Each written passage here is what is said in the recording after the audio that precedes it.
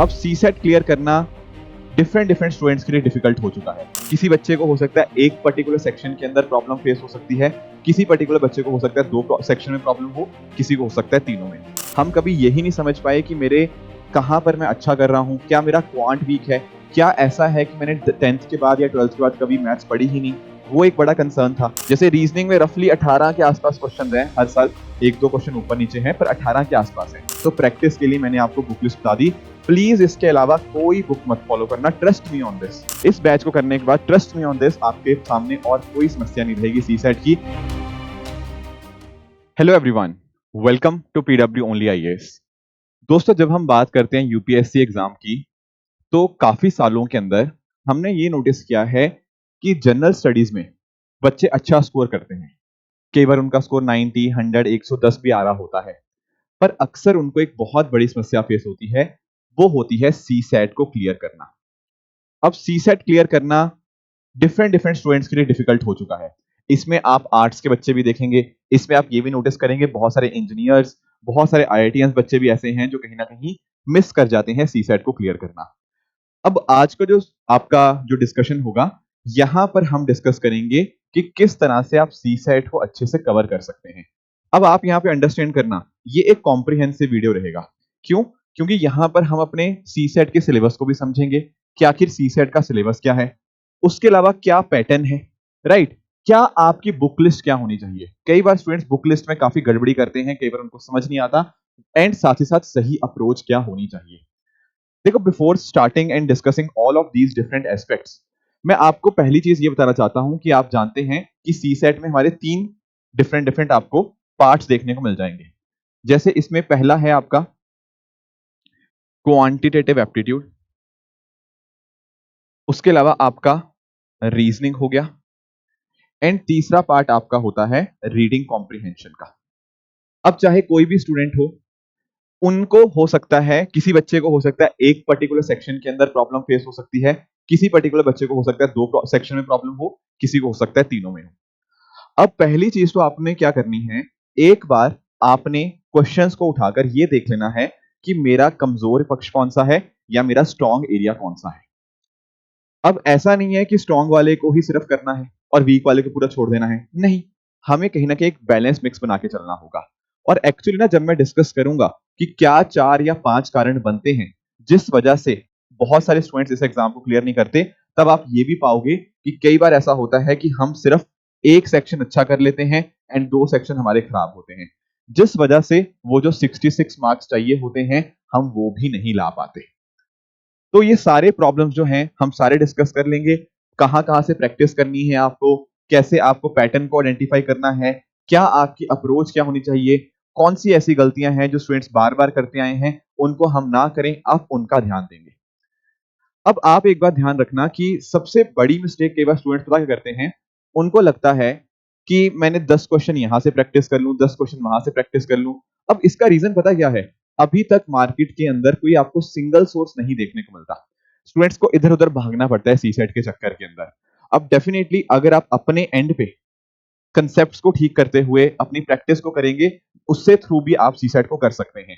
पर अगर कुछ बच्चे ऐसे हैं जो थोड़ा कमजोर हैं, उनके लिए मदद करने के लिए हमारी टीम जो लाई है, वो लाई है one single solution, that is one batch one गोल। अब इसका पर्पस यही है कि सीसेट के अंदर कोई भी समस्या किसी बच्चे को ना हो। मैं थोड़ा आपको बताऊं, आप यहां पे नोटिस कर पाएंगे पास्ट के अंदर जब मैंने बहुत सारे स्टूडेंट्स के साथ डिस्कशन किया सीसेट के रिगार्डिंग ही, तो उन्होंने ये नोटिस किया कि सर हमारी जो मिस्टेक हो रही थी ना सीसेट के अंदर, वो ये थी कि हमें कंसेप्ट्स की अच्छे से अंडरस्टैंडिंग ही नहीं थी। हम कभी यही नहीं समझ पाए कि मेरे कहां पर मैं अच्छा कर रहा हूं, क्या मेरा क्वांट वीक है, क्या ऐसा है कि मैंने 10th के बाद या 12th के बाद कभी मैथ्स पढ़ी ही नहीं। वो एक बड़ा कंसर्न था। तो ये सारे अलग अलग जो कंसर्न्स है ना, वो सारे कंसर्न्स मैंने यहाँ पे सॉर्ट आउट करने की कोशिश करी है इस सिंगल बैच के थ्रू। अब ये बैच वन गोल क्यों है, इसीलिए है क्योंकि इस बैच को करने के बाद आपको कहीं पर भी और जाने की, इधर उधर भटकने की कोई जरूरत नहीं है। This is a complete solution, जहां पर आपकी कंसेप्चुअल क्लैरिटी भी होगी, क्वांट की, रीजनिंग की, रीडिंग कॉम्प्रिहेंशन की, एंड उसके साथ ही साथ आपके प्रैक्टिस क्वेश्चन भी मिलेंगे, आपको बाई वीकली टेस्ट मिलेंगे और फुल लेंथ टेस्ट भी होंगे, और बिल्कुल उस तरह से होंगे जैसे आपका रियल एग्जाम होता है। तो इस पर्टिकुलर बैच का जो लिंक है नीचे डिस्क्रिप्शन के अंदर दिया हुआ है, वहां आप एनरोल कर सकते हैं उसके अंदर। ये 29 ऑफ जुलाई से, ठीक है ना, 29 ऑफ जुलाई से ये बैच यहाँ पे स्टार्ट हो रहा है।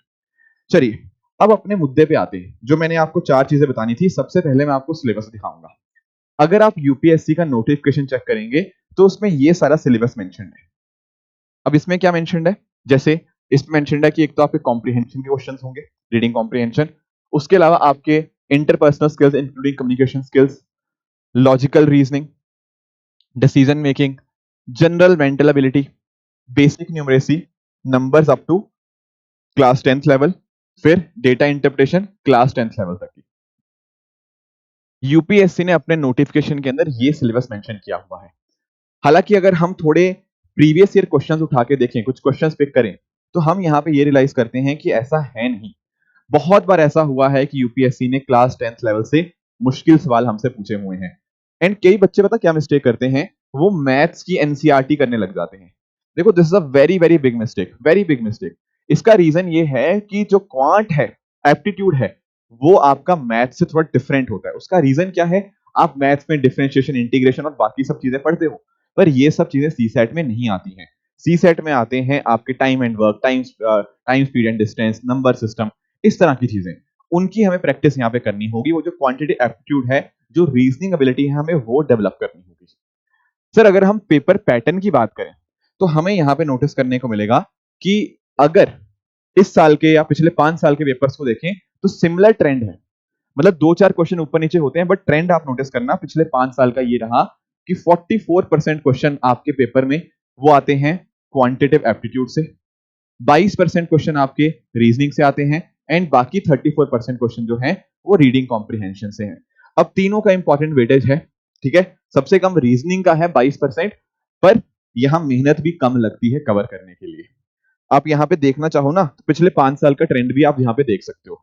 जैसे इस साल आपके डीआई हो गया और साथ साथ आपका क्वांटिटेटिव एप्टीट्यूड, उसमें टोटल 34 क्वेश्चंस थे, रीजनिंग से 17 क्वेश्चन थे और रीडिंग कॉम्प्रिहेंशन से 29। आप नोटिस करो, अगर मैंने यहाँ पे ग्राफ भी बनाया हुआ है, तो यहाँ पे हर साल ना रीडिंग कॉम्प्रिहेंशन से 27, 28, 29 क्वेश्चन इसी रेंज में है। तो रीडिंग कॉम्प्रिहेंशन इज फिक्स, 28 के आसपास क्वेश्चन आपको रीडिंग कॉम्प्रिहेंशन में देखने को मिलते हैं। बाकी के 52 क्वेश्चन वो डिवाइड हो जाते हैं आपके रीजनिंग और मैथ्स के अंदर या क्वांटिटेटिव एप्टीट्यूड के अंदर, ठीक है। जैसे रीजनिंग में रफली 18 के आसपास क्वेश्चन है हर साल, 1-2 क्वेश्चन ऊपर नीचे हैं, पर 18 के आसपास है। एंड उसी तरह से 35-36 के आसपास आपको क्वांट के क्वेश्चंस आपको देखने को मिल जाते हैं। तो क्लियरली हमने नंबर ऑफ क्वेश्चंस आइडेंटिफाई करने की कोशिश करी कि किस सेक्शन से ज्यादा क्वेश्चंस आते हैं। अब पहला क्वेश्चन तो ये आता है कि सर हम ऐसा कर सकते हैं कि हम 2 सेक्शन करें या सिर्फ एक ही सेक्शन करके चले जाएं, क्योंकि नंबर तो हमें 66 ही चाहिए। देखो अगर आपको 66 नंबर चाहिए आपको आउट ऑफ 200, तो आपको ना 27 क्वेश्चंस नेट करेक्ट करने होंगे। इतने क्वेश्चन नेट करेक्ट होंगे तब आप जाके सी सेट को क्वालिफाई कर देंगे। अब कई स्टूडेंट्स का डाउट ये आता है कि सर अगर मैं सिर्फ क्वांट कर लूं, आप ही ने कहा ना कि 35 से 38 क्वेश्चन आएंगे, सिर्फ मैं क्वांट कर लेता हूं, I skip reasoning and reading comprehension? The answer is no. किसी साल अगर मान लीजिए आपका क्वांट डिफिकल्ट आ गया और आप उसी पे रिलाई करके बैठे हुए हो, तो गड़बड़ हो जाएगी। कोई बच्चा ऐसा भी हो सकता है जिसका लेट्स से रीडिंग कॉम्प्रिहेंशन अच्छा हो, पर वो सिर्फ अगर उसी पे रिलाई करेगा और थोड़ा बहुत उसमें वेरिएशन हो गया तो दिक्कत आ सकती है। तो what we need to do is, हमें यहां पर हर एक सेक्शन का एक डिसेंट आइडिया होना चाहिए। हो सकता है कि आप 2 सेक्शन में अच्छे हों और एक में average, that can be done, उससे फिर आपका सी सेट क्लियर हो सकता है। तो हमें भी जो स्ट्रेंथ और वीकनेस को आइडेंटिफाई करना है, वो इसी चीज में हमें यहाँ पे हेल्प करने जा रहा है, राइट। अब पॉइंट ये आता है कि सर इन सब चीजों की प्रैक्टिस कहां से करनी है। देखो प्रैक्टिस से पहले ना आप ये बात ध्यान में रखना कि अगर आपको ऐसा डर है दिमाग में कि सर मैं तो मैथ्स बैकग्राउंड का हुई नहीं, क्या मैं सी सेट क्लियर कर सकता हूं? The answer is a clear yes, clear yes. ये जो सी सेट है ये प्रैक्टिस मांगता है आपसे। अगर आप डेली बेसिस के ऊपर या रेगुलरली थोड़ा थोड़ा प्रैक्टिस आप करते रहेंगे ना यहाँ पे सी सेट की, तो definitely it can be done, इसमें कोई डाउट की बात नहीं। और उसी तरह से अगर मान लीजिए कोई ऐसा बच्चा है जिसको स्ट्रेटजी नहीं पता, कोई डरने वाली बात नहीं। देखो 3-4 चीजें मैं आपके साथ समझाना चाहूंगा। सबसे पहली चीज तो ये है, अगर हम बात करते हैं इसकी बुक लिस्ट की, देखो सबसे पहले मैं आपको समझाता हूं। सबसे पहले आपको कंसेप्ट्स आपने अच्छे रखने हैं, कंसेप्चुअल क्लैरिटी आपकी अच्छी होनी चाहिए। जैसे फॉर एग्जांपल क्वेश्चंस आ जाते हैं, मान लेते हैं टाइम स्पीड डिस्टेंस में क्वेश्चन आ गया डाउनस्ट्रीम अपस्ट्रीम का। अगर आपको डाउनस्ट्रीम अपस्ट्रीम का मीनिंग ही नहीं पता, उनके क्वेश्चंस कैसे सॉल्व होते हैं, अगर वही आपका उसका कॉन्सेप्ट ही क्लियर नहीं है, तो क्वेश्चंस में दिक्कत आएगी।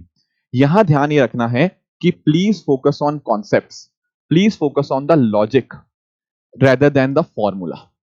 This is one of the very big mistakes जो स्टूडेंट्स करते हैं। वो फॉर्मूला रटने लग जाते हैं सब जगह। जहां यूपीएससी ने थोड़ा सा ऊपर नीचे किया, थोड़ा क्वेश्चन घुमाने की कोशिश करी, वहां उनका फॉर्मूला फेल। तो जिन बच्चों ने लॉजिक लगाया होता है ना, वो यहाँ पे सीसेट में अच्छा स्कोर कर पाते हैं। एंड लॉजिक इंप्रूव करने का तरीका is nothing but the conceptual clarity. अब पॉइंट ये आता है सर कंसेप्ट्स कैसे अच्छे होंगे। देखो यहाँ पे दो तीन चीजें हो सकती हैं। कुछ स्टूडेंट्स ऐसे होंगे जिनका लेट से मैथ्स या रीजनिंग या रीडिंग कॉम्प्रिहेंशन ऑलरेडी अच्छा है, तो भाई वो खुद एक बार अपने एंड पे कंसेप्ट्स आप पढ़ सकते हैं। इसके लिए आप बुक फॉलो कर सकते हैं। अभी मैं बुक का भी बात करूंगा कि कौन सी आप बुक्स आप गो थ्रू कर सकते हैं। तो बुक्स के माध्यम से जहां कंसेप्ट सारे अच्छे से मेंशन होंगे, उसके थ्रू कर सकते हो। अगर आप ऐसा चाहते हो कि कोई आपको हेल्प प्रोवाइड करे, तो वहां पर आपके पास लेक्चर्स भी होंगे। ठीक है, जैसे मैंने आपको बताया ना कि जो हमारा बैच स्टार्ट हो रहा है, वहां पर एक्सटेंसिव लेक्चर होंगे। हर एक कॉन्सेप्ट को बहुत ही डिटेल में वहां पे डिस्कस किया जाएगा। तो कंसेप्चुअल क्लैरिटी आपकी इन लेक्चर्स के माध्यम से हो जाएगी। या तो लेक्चर्स कर लो जिन बच्चों का जो चाहते हैं, अगर अदरवाइज अगर आप चाहते हो कि नहीं यार मैं तो खुद भी कर सकता हूं, तो वो बुक के थ्रू कर सकते हैं। अब पॉइंट ये आता है कि चलो ठीक है सर, यार लेक्चर कर लिए, बुक कर लिए, पर कौन सी बुक से हम पढ़े, ये भी मेरा क्वेश्चन है। किस बुक से हमें यहाँ पे चीजें पढ़नी होंगी। बुक्स आपकी दो तरह से हेल्प करेंगी। एक तो जैसे मैंने आपको कहा कि बुक्स के अंदर आपको कॉन्सेप्ट्स मिल जाएंगे। दूसरी चीज जो आपको बुक्स के माध्यम से करनी है, वो करनी है आपकी खूब सारी प्रैक्टिस। और तीसरी चीज, प्रैक्टिस में कुछ नॉर्मल क्वेश्चन भी प्रैक्टिस करने हैं, एंड आपको नॉर्मल मतलब जो जनरल क्वेश्चन होते हैं, प्लस आपको लास्ट 10 ईयर पीवाईक्यूज भी करने हैं कम से कम। ठीक है, इसको चाहते हो तो 12-13 साल कर सकते हो, पर 10 साल के पीवाईक्यूज तो करने ही करने हैं। अब पॉइंट ये आता है कि ये कहां से हम करें, ये डाउट भी हमारा रहता है कि अभी देखो, आपने नोटिस किया पिछले 3-4 साल में ना यूपीएससी का ट्रेंड चेंज हुआ है। एंड लेटेस्ट ट्रेंड के हिसाब से मार्केट में अभी तक कोई भी बुक अवेलेबल नहीं थी। एंड दैट इज वाई आप सब लोगों की रिक्वेस्ट के ऊपर ही मैं, ठीक है, ठीक है, मैंने ही अपनी एक बुक यहाँ पे मैंने लिख ली है। It is almost in the ending stage. ठीक है, तो आने वाले कुछ दिनों के अंदर आपके साथ वो बुक भी शेयर हो जाएगी। ये बुक को मैंने इस तरह से डिजाइन किया है कि इस बुक के अंदर आपके सारे के सारे कॉन्सेप्ट्स भी होंगे। उसके अलावा पिछले 15 साल के, 10 साल के नहीं, मैं तो 15 साल के आपको पीवाईक्यूज दे रहा हूं सॉल्व। ठीक है, वो भी आपको यहां पे मिल जाएंगे। एंड साथ ही साथ आपके कुछ एक्स्ट्रा प्रैक्टिस क्वेश्चन भी होंगे, जिनको आप खुद प्रैक्टिस करेंगे, उनके सॉल्यूशंस भी आपको बुक में ही देखने को मिलेंगे। तो as I said in the starting ना, कि जैसे मैंने आपके लिए एक बैच बनाया है, one batch one goal for CSAT, उसी तरह से यहां पर मेरा फोकस रहा है one book one stop for CSAT, one stop one book for CSAT. ये पर्पस के साथ ही मैंने बुक बनाई है। अब क्वेश्चन ये आता है कि सर ये बुक कहां मिलेगी। दोस्तों आप इसके लिए ना मेरा टेलीग्राम चैनल ज्वाइन कर सकते हो। आने वाले डेज के अंदर जब एक बार बुक प्रिंट हो जाएगी, अभी ऑलमोस्ट एंडिंग स्टेजेस पे है, बुक बन चुकी है, बस प्रिंटिंग के लिए गई है। तो एक बार जब चीजें रेडी हो जाएंगी, तो मैं अपने Telegram channel Rishabh Sharma sir PW, यहां पर मैं आपके साथ उसका लिंक शेयर कर दूंगा। तो वहां पर जाकर आप उस बुक को एक्सेस कर पाएंगे। राइट, तो पॉइंट ये आता है कि चलो ठीक है सर, पहला चीज था हमारा कंसेप्ट का। हमने कंसेप्ट्स या तो बैचेस के माध्यम से कवर कर लिए, या फिर हमने अपने एंड पे कवर कर लिए। फिर जो सेकंड बात थी कि प्रैक्टिस कहां से करनी है, तो प्रैक्टिस के लिए मैंने आपको बुक लिस्ट बता दी। प्लीज इसके अलावा कोई बुक मत फॉलो करना, trust me on this. Please do not read maths की एनसीईआरटी। मैथ्स की एनसीईआरटी आपके सी सेट के लिए रेलिवेंट नहीं है। कोई रैंडम बुक मत पढ़ना, वो सारी बुक्स बहुत ज्यादा ओल्ड हो चुकी हैं, आउटडेटेड हो चुकी हैं। अपडेटेड पैटर्न के हिसाब से वहां से क्वेश्चन नहीं बन पा रहे। And that is the whole issue कि बच्चे हर साल सी सेट में फेल होते जा रहे हैं, क्योंकि उनकी प्रैक्टिस अच्छी नहीं है। किसी ने उतनी मेहनत करी नहीं कि चलो ठीक है लेटेस्ट ट्रेंड्स के हिसाब से क्वेश्चन बना दें। बट यहां पर इस बुक के अंदर मैंने ये सारी चीजें इंकॉर्पोरेट करने की कोशिश करी है। तो ये वाली बुक लिस्ट आप कर सकते हो फॉलो। ठीक है, पर ध्यान रखना, this is something that you need to do. ये बुक में भी आपको मिल जाएंगे, आप खुद करना चाहते हो आप खुद भी इसको कर लो। हमारी टीम तो डेफिनेटली इसको देगी ही आपको, ताकि आपका पीवाईक्यू यहां मिस ना हो। अगर आपने उनकी ही प्रैक्टिस कर ली टॉपिक वाइज, ये जो बुक मैं आपको प्रोवाइड करूंगा, ये टॉपिक वाइज ही आपको यहाँ पे होगी, जहां पर आप हर एक टॉपिक को समझेंगे, पढ़ेंगे, एंड उसकी यहाँ पे प्रैक्टिस भी करते रहेंगे। सर एक बार मैंने, ठीक है आपकी बात से मैं सहमत हो गया, मैंने कंसेप्ट भी समझ लिए, मैंने आपने जो बुक था उसको भी गो थ्रू कर लिया, वहां प्रैक्टिस भी कर ली, पिछले कई सालों के जो 10 से 15 साल के मैंने पीवाईक्यूज भी सॉल्व कर लिए। अब बात आती है कि सर आगे क्या करना है। देखो आगे ना आपके आएंगे बहुत सारे डाउट्स, ठीक है, कुछ कंफ्यूजन आती हैं कि सर मेरे से ये क्वेश्चन बन गया, ये क्वेश्चन नहीं बना, बन गया तो मेरा टाइम ज्यादा लगा है। देखो उस केस में आप मेरे साथ कनेक्ट कर सकते हैं। इसका रीजन यही है ना कि हमें ना डाउट्स बहुत सारे आते हैं पर कोई रिजॉल्व करने वाला नहीं होता, पर आपको घबराने की कोई बात नहीं है। I am there for you, this particular Telegram channel ये आपके लिए अवेलेबल है, ताकि अगर आपको कुछ कंसर्न आता है, कुछ आपकी दिक्कतें आती हैं, तो हम यहाँ पे कनेक्ट करके उन डाउट्स को रिजॉल्व कर सकते हैं। ध्यान रखना, डाउट्स को रिजॉल्व करना बहुत इंपॉर्टेंट है। ऐसा नहीं होना चाहिए कि आपके दिमाग में कुछ आपको समझ नहीं आया या कुछ ऐसी चीज थी जो क्वेश्चंस नहीं बन पा रहे एंड आप उसको छोड़ दो। कहीं ना कहीं यहीं से बच्चे का सी सेट में इंटरेस्ट खत्म होना लग जाता है एंड वो फिर आगे उस चीज की तैयारी कंटिन्यू नहीं कर पा रहा, उसको लगता है यार मेरे से तो होगा ही नहीं सी सेट, क्योंकि राइट गाइडेंस नहीं मिल पा रही। तो कोशिश मेरी यही है कि इस टेलीग्राम चैनल से आपको यहाँ पे प्रॉपर राइट गाइडेंस भी मिल पाए। तो तीसरा है कि डाउट रेजोल्यूशन हमारे अच्छे से होने चाहिए, डाउट्स हमारे नहीं रहने चाहिए, ठीक है, लाइफ में भी और सी सेट के क्वेश्चंस में भी कोई डाउट नहीं होना चाहिए। ठीक है सर, मैंने ये भी कर लिया। अब what is the last step? The last step is extremely important, that is your mock test. Why are the mock test important? See, हमारे पास ना 2 घंटे हैं, इन 2 घंटे के अंदर हमारे सामने 80 क्वेश्चन आते हैं। Now what we need to do is, हमें ये देखना होगा इन 80 क्वेश्चन में से कौन से क्वेश्चन ऐसे हैं जो आसान है, कौन से मुश्किल है, कौन से बहुत ही मुश्किल है। 2023 का पेपर देख लो, बच्चे बोलते हैं ये पेपर टफ था, और था भी टफ, इसमें कोई मना नहीं कर रहा। 2025 का भी पेपर थोड़ा टफ पर साइड पे था, हाँ ये बात भी सही है। पर अंडरस्टैंड हमें ये बात करनी है कि भाई ये चाहे 2023 का पेपर था चाहे 2025 का, इनमें कुछ क्वेश्चन इजियर साइड पे थे। मैं मानता हूं नंबर सिस्टम टफ था, आपके परमुटेशन कॉम्बिनेशन के क्वेश्चन टफ थे इसमें, पर अगर आप उस साल का रीडिंग कॉम्प्रिहेंशन देखो तो यूपीएससी ने काफी आसान क्वेश्चन उसमें पूछ लिए थे। 2025 में भी रीजनिंग वाला पोर्शन कंपैरेटिवली काफी आसान आ गया था, क्वांट के नंबर सिस्टम क्वेश्चन काफी टफ थे। तो every paper is a combination of a few easy question, some moderate question and a few tough questions. अब हमें पता क्या करना है, हमें यही आइडेंटिफाई करना है कि कौन सा आसान है, कौन सा मुश्किल है, कौन सा बहुत मुश्किल है। जो क्वेश्चन बहुत ज्यादा मुश्किल है उसको अपने एग्जाम के सबसे एंड में करना है। अब डाउट ये आता है कि सर ये कैसे पता लगेगा कोई क्वेश्चन इजी है, कौन सा मीडियम है, कौन सा डिफिकल्ट है, how would we come to know? देखो अगर आपने पीछे के स्टेप्स फॉलो किए होंगे ना तो आपको पता लगेगा। जब आपने प्रैक्टिस खूब सारी करी होगी ना, आपको पता लग जाएगा क्वेश्चन पढ़ते हुए यार ये क्वेश्चन टाइम मांगेंगे, ये क्वेश्चन सॉल्व करने में 5 6 7 मिनट लेगा, तो प्लीज उस क्वेश्चन को सबसे एंड में करेंगे।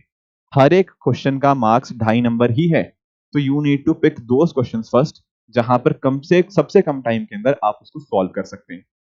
प्लस ये जो मॉक्स होंगे ये 2 घंटे के अंदर आपको 80 क्वेश्चन करने की प्रैक्टिस की हैबिट में यहाँ पे डाल देंगे। ठीक है, टाइम मैनेजमेंट जो होता है वो आपको इन्हीं मॉक टेस्ट से आपको इसका आइडिया लग पाता है, how you need to strategize your exam. And यहीं पर जो मैंने आपको बताया ना कि आप मेरे साथ जैसे डाउट्स के लिए कनेक्ट कर रहे हुए, उसी तरह से मॉक टेस्ट के कॉन्टेक्स्ट में भी जो आपने मिस्टेक्स करी, जो आपने कहीं ना कहीं दिक्कतें परेशानियां हुई, वो अभी आप मेरे साथ कनेक्ट करके इनको यहाँ पे रिजॉल्व करने की कोशिश करोगे, क्योंकि गड़बड़ यहीं पे हो जाती है। और एक बात आपको मैं और सजेशन देना चाहूंगा, यहां पर आप प्लीज ध्यान रखिएगा कि आप ना मॉक्स इनको अच्छे से देना, ध्यान से समझना मेरी बात को। देखो जब आपका रियल एग्जाम होगा तो आप लोग जानते होंगे मॉर्निंग स्लॉट में आपका पहले जीएस होगा, ठीक है, जनरल स्टडीज का पेपर होगा मॉर्निंग स्लॉट में, फिर आफ्टरनून में, ठीक है, आप यहां पे दोगे अपना सी सेट का पेपर। अब होता बता क्या है, कई बार हमारे रियल एग्जाम में जैसे मान लेते हैं किसी साल जीएस का पेपर टफ आ गया, अब जीएस का पेपर टफ आता है, फिर हमारे दिमाग में बहुत सारे बहुत सारे आइडियाज चलने लग जाते हैं, फिर यहाँ पे छोटा सा ब्रेक भी होता है 3 घंटे के आसपास का, उसमें आप खाना पीना खाते हो, थोड़ा थकावट भी आपको होती है। फिर जब आप इस थके हुए मूड के साथ या थोड़े निराश मूड के साथ सी सेट का रियल एग्जाम देने जाते हो ना, तो कई बार गड़बड़ी कर जाते हो। ये वो सुबह के पेपर की थकावट है। तो आपको मैं ये एडवाइस ये करूंगा कि जब आप सी सेट का मॉक टेस्ट दें, ठीक है एक आधी बार अलग से दे दिया, but I would request all of you कि आप उसी तरह से सी सेट का मॉक टेस्ट दें कि सुबह आपने जीएस का पेपर दिया, उसके बाद ब्रेक के बाद आप थोड़ा सा सी सेट का पेपर दें। अगर आप इस तरह से स्ट्रेटेजाइज करेंगे ना, तो आप रियल डे डी डे के लिए आप यहाँ पे तैयारी कर रहे होंगे।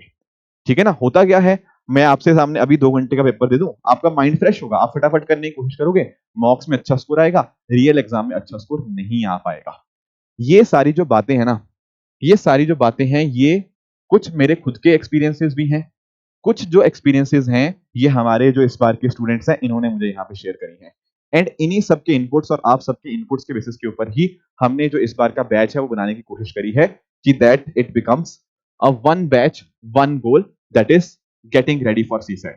पूरी तरह से सीसेट के लिए तैयारी करने के लिए this is something that has been planned. अब मैंने जैसा आपको बताया, आपको मैंने अलग अलग हिस्से बता दिए हैं इस तैयारी के कि सीसेट में तैयारी कैसे करनी है, ठीक है ना। अगर आप चाहते हैं खुद अपने एंड पे एफर्ट करना, that can also be done. अगर आप चाहते हो कि मैं आपको यहाँ पे मदद करूं रीडिंग कॉम्प्रिहेंशन में भी, क्वांट में भी, रीजनिंग में भी, हर एक कॉन्सेप्ट हम डिस्कस करें, हर एक कॉन्सेप्ट की प्रैक्टिस करें, डेली आपको प्रैक्टिस क्वेश्चन मैं आपको दूं, आपको और प्रैक्टिस करवाई जाए, आपको हर दूसरे हफ्ते आपका यहाँ पे टेस्ट भी हो, फिर आपका मॉक टेस्ट भी बिल्कुल उसी तरह से पैटर्न से हो जैसा आपका रियल एग्जाम का फील होती है, तो definitely this one single batch is going to be the solution of all your problems.